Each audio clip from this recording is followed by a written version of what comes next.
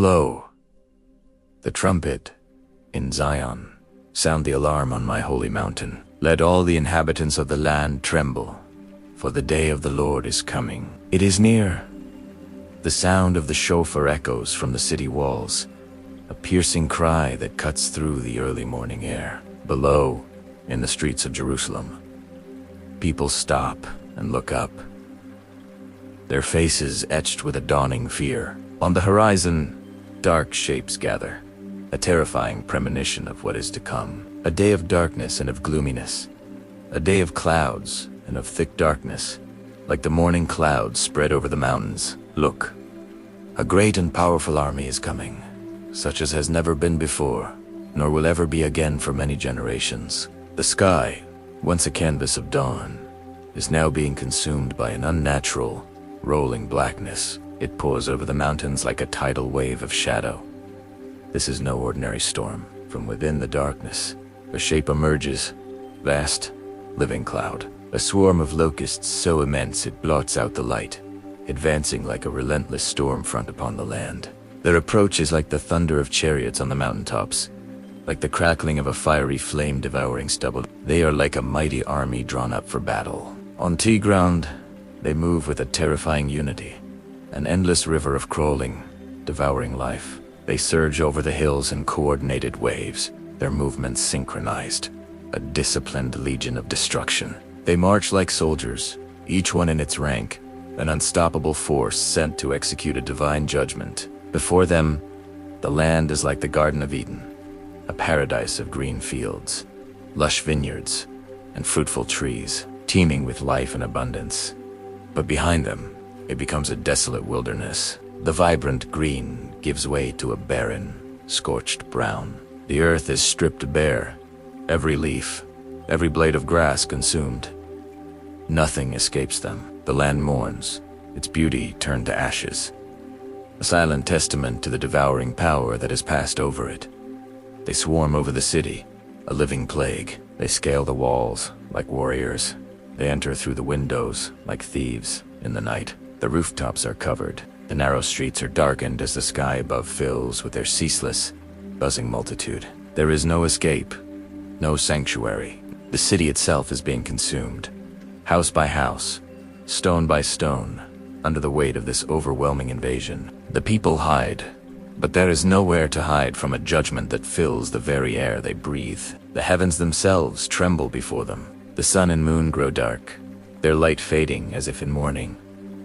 The stars withdraw their shining, lost in the cosmic gloom. The very foundations of the world seem to shake. The earth quakes, the trees shudder, as creation itself recoils from the presence of this mighty army.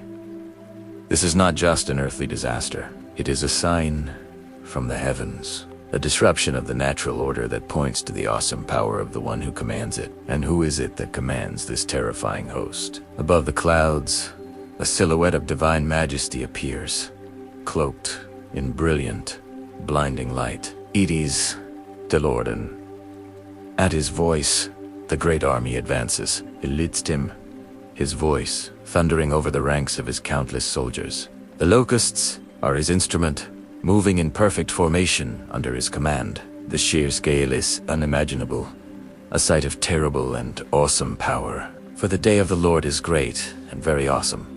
Who can endure it? Yet even now, says the Lord, return to me with all your heart, with fasting, with weeping, and with mourning. Rend your heart and not your garments. Inside the temple courtyard, a desperate plea rises. The people have gathered, clothed in sackcloth, their faces streaked with tears and ashes. The priests, the ministers of the Lord, weep between the temple's portico and the altar, crying out, "Spare your people, O Lord, and make not your heritage a reproach, a byword among the nations."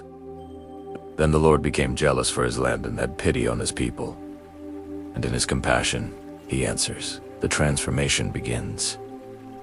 The barren, brown landscape starts to heal. A gentle rain falls, washing away the dust of destruction. Life returns. Tender green shoots push through the soil.